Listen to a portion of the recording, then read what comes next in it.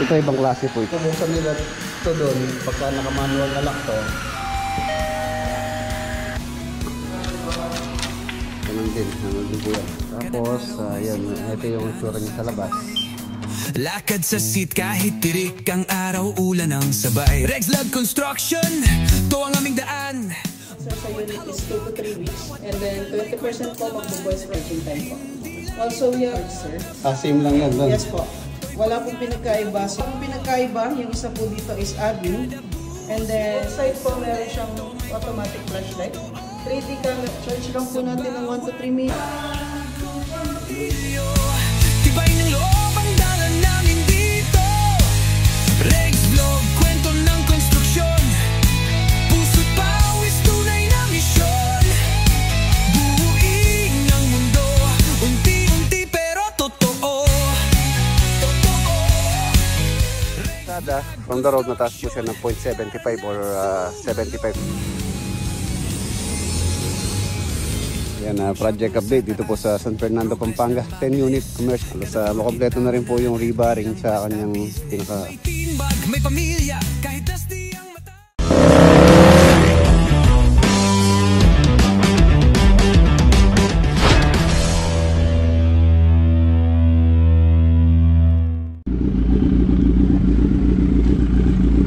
Okay, good morning.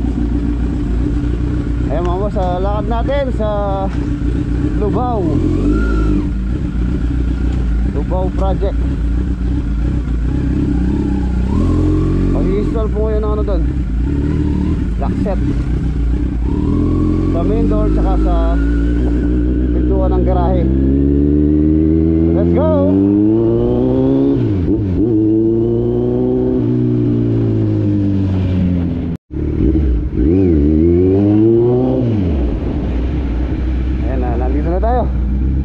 Lubao project.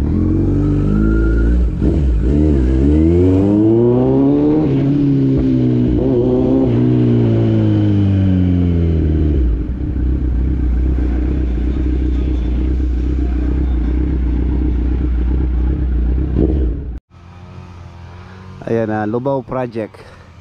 Ngayon po yung installation ng kausap ko ngayon na mag-install ng smart lock dito sa main door. Ayan, sa main door tsaka dito sa may door nitong garahe. Ayan, dyan. Dalawa po yung in order kong smart lock. So usapan namin alas 10, kaya po nagpunta tayo rito. Actually galing na po ako dito kahapon. Ayan po yung project. Ano, ang ganda-ganda. So mamaya ipakita ko sa inyo kung anong klase yung smart lock na ilalagay po dito sa magandang bahay na project natin. And then ayun na po, ongoing na rin po yung perimeter fence na ginagawa pa namin dito. Additional ni client yan, yung fencing. Ayan. Ayan na, nakatayo na yung mga column. Tapos nakapag-wall putting na rin sila dyan sa left side kung nandito ka sa front. Tapos sa right side makapag-tayo na rin sila ng column dyan, pero wala pang wall putting. Ayan. Ayan, ito yung sa right side. So tabayanan ko lang yung yung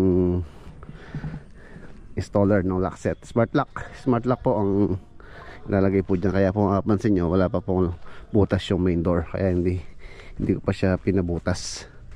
Para basal nilang bubutasan yun. Silipin natin yung ginagawa namin sa may likuran. Then bali pala yung gate nito or yung kanyang pinaka-access dito po sa front and then sa likod din.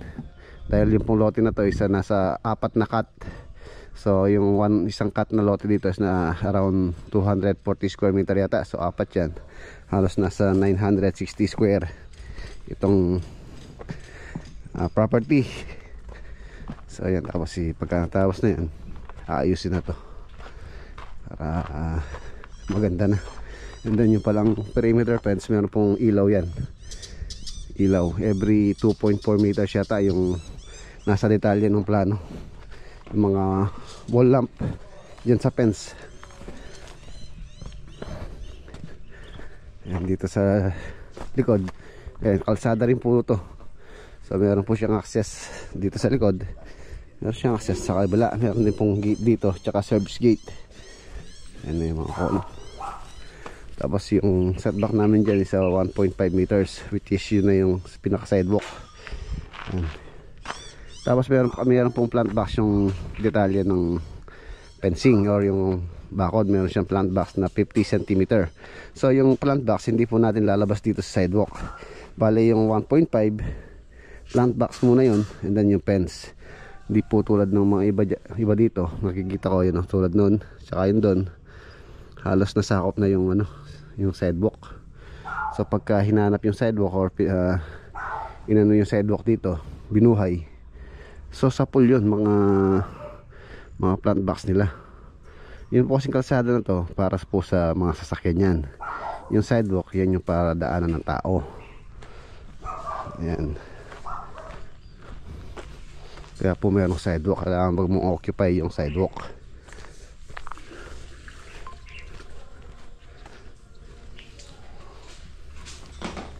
Ayan, ito yung mga poste. Tapos dito yung pinaka gate. Yung gate. Tapos yung service gate yata doon. Sliding gate po ito. Tapos dun sa harapan, yung sa harapan yun po yung automated na gate naman yun, automatic. Yan, medyo madetalya po yung gate na gagawin namin dito, yung fence niya sa harapan. Ito po yung plano na sinusunod na natin. Ayan, ito yung mga lights. So every 2.4 meters yata ito, kung yun nakakamali. Itong mga ilaw niya. Tapos yung sa harapan ganun din. Tapos yung bakod mga boss, yung gamit natin bakal rebar 16mm. Yan po sa may harapan lang naman yan, dahil yung pong yung posing fence nya dyan, meron po siyang canopy or kahit dun sa may likuran. Tapos yung sa mga poste natin, yung size ng column isa nasa ano yata to, 40. Dito yung mga size niya. Dito nasa 40 by 20 meters or 20 by 40 cm pala. Natabayan ko lang yung nag-install ng smart lock. Tapos sa loob, halos sa konti-konti na lang po dyan. Linis-linis na lang po kami dyan. Mamaya pasok tayo. Ayan na mga boss, ito na po yung ito na po yung installer ng smart lock. Ang ganda oh.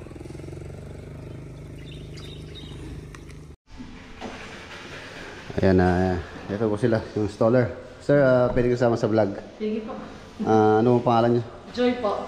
Si Ma'am Joy pala, saka si tatay LP. Ayan, ito po yung aming nakitang magandang lock set. Ayan mo sa Advanced Smart Lock Elite Pro Smart Lock, safe, secure and trusted. MGS Philippines. Mga dalawa po yan. Yung isa, itong Elite Pro dito sa may garage, and then yung ayun yung isa, yung Hydro Flame. Ito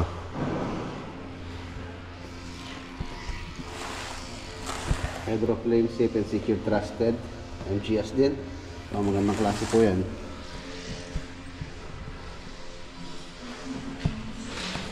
Para syempre kailangan maganda yung ating lock set.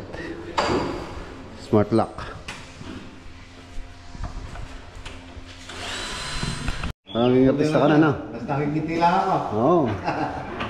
Ayun mga boss. Sinabi sir, parang nag-uniform. Uniform sana ako. Hindi kasi namin sinusunod yung uniform kasi pag Tama, andar na. Sakas ko pa naman.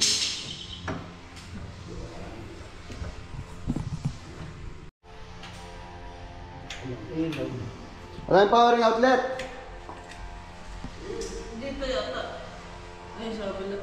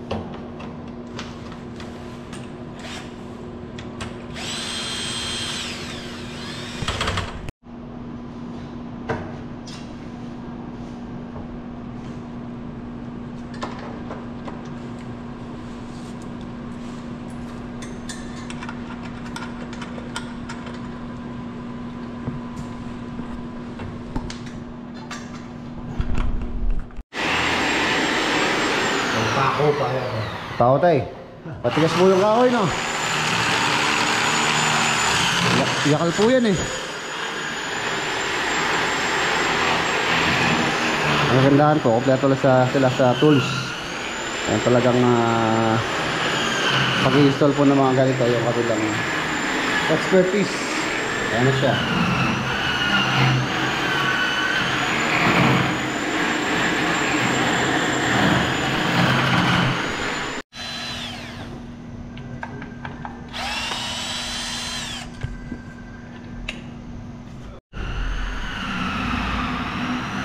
MGS. Ito po yung kanyang view sa labas. So kung may tao, makikita mo po rito. Ayan. Okay na, mamaya i-discuss natin yung yung function nun. Tapos dito na sila sa main door. Ito yung hydroplane.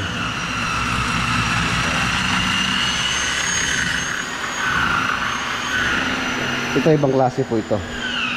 Mas maganda to kasi dun sa kabila. Ito waterproof. Waterproof po ito. Yung sa kabila water resistant. Ito kasi dito hindi naman po mababasa naman to, kaya water resistant itong andito. Yun doon kasi sa ports possible na pagka malakas yung anggi doon mababasa yung lockset. So ito, nakabubong po yan. At kung malakas yung ulan, hindi naman po aabot dito yung yung splash ng tubig.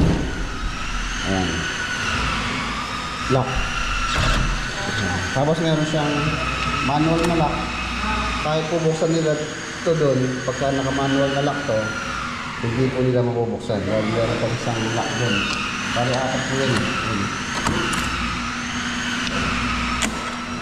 Dalawa, tatlo, apat, ito pala isa, hindi natin manual. Ito napaka-safety. May face recognition po yan. Meron siyang digital password. And then meron siyang anong tawag dito, yung card. Then meron siyang manual key. So, meron din po siyang application na pwede mo siyang ibuksan kahit na nasa ibang lugar ka kung may tao. Tapos ang kaganda nito, meron siyang doorbell. Ito yung doorbell niya.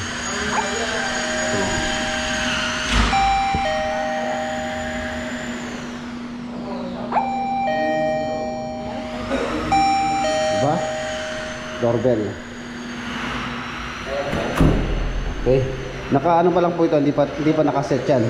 So si owner na po ang mag-set sa gusto niyang password, and then kung ilan yung gusto niyang yan na doon maka-access, sila na po yung magsiset nito.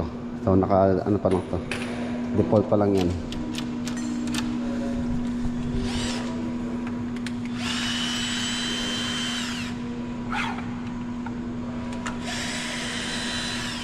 Ito maganda to, waterproof. Dito po kasi possible na mabasa po yan, kaya ang kinuha namin dito is waterproof na lockset smart. Ganun din po yan. Parang ito sa dalawa, tatlo, apat, lima. So manual, anim. Napaka-safety.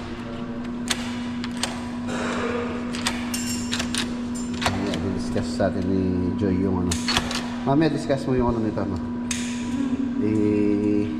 function niya. Same lang naman. Same lang. Pero yung gabi na mag-auto lock.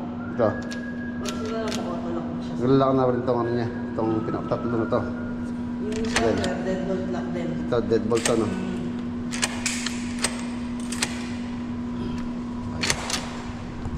Tapos yung pintuan mo, plus door lang, no, tay? Oo. Lalagyan mo ng ganito. Ayos. Mahal pa yung lockset sa sa pinto. Bagay, mahal to lockset na to kaysa dito sa pintuan. Maganda ako na-install sa kanila kaya binigyan ako. Birthday gift, no?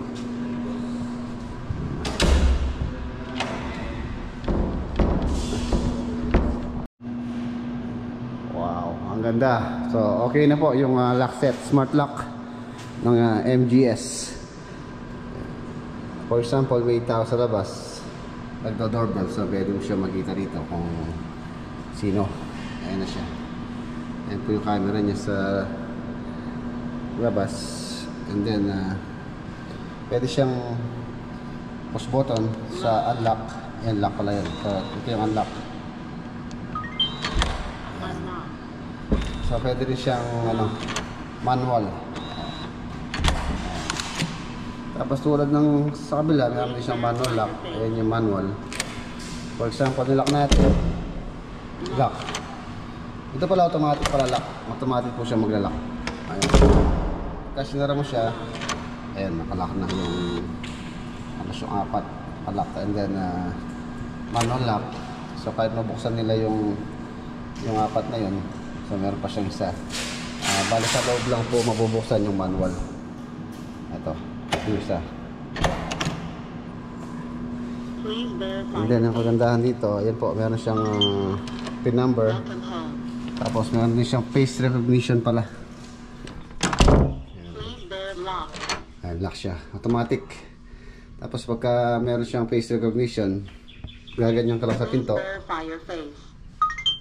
Ayan. So, welcome home. Ayos, di ba? Ayan. Lock. Okay.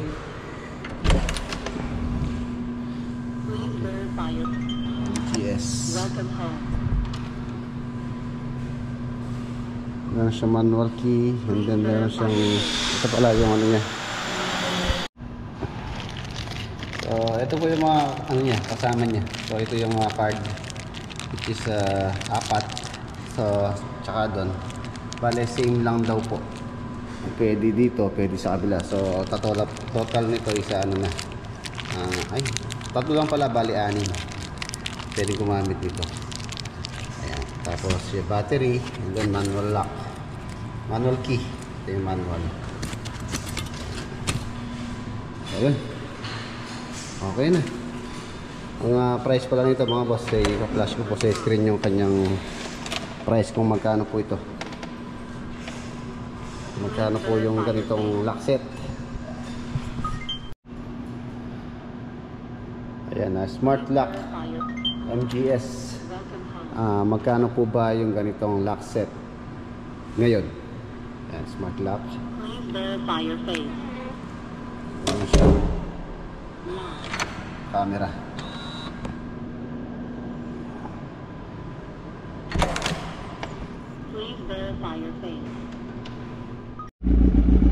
Ayan mga boss, yun na sila. Sa ano naman po tayo, Kalulot Project San Fernando. Go!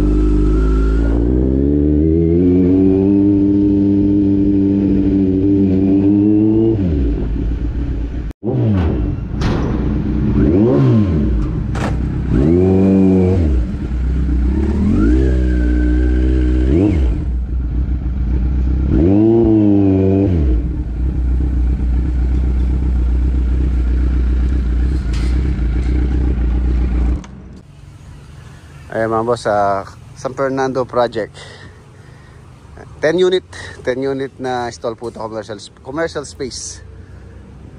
So, alas sa kompleto na pala yung yung sintada niya. Ayan, ayan po yung plinth beam. So yan pa lang po yung aming elevation, rough. Papatong yung aming slab on grid, tapos finish at least.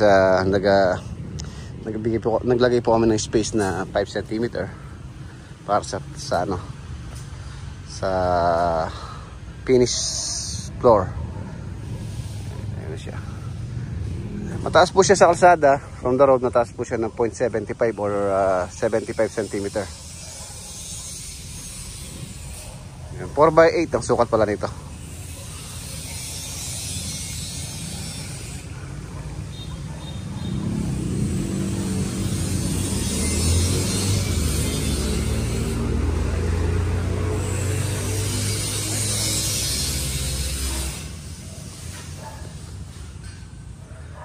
Ayos.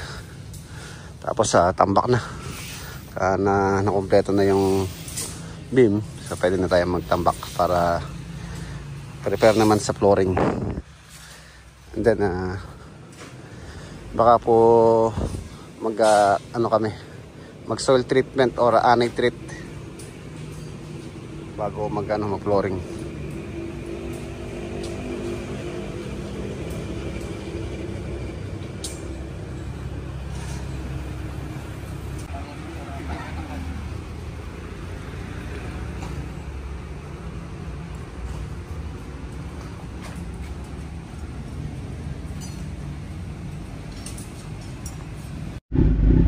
Okay, ayan na mga boss, ayaw na natin sila.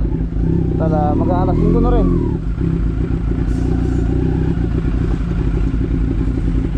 Let's go. Ayun na, dumating na rin pala yung order kong second batch ng CSB. Halos nasa ano po yan, 4,000.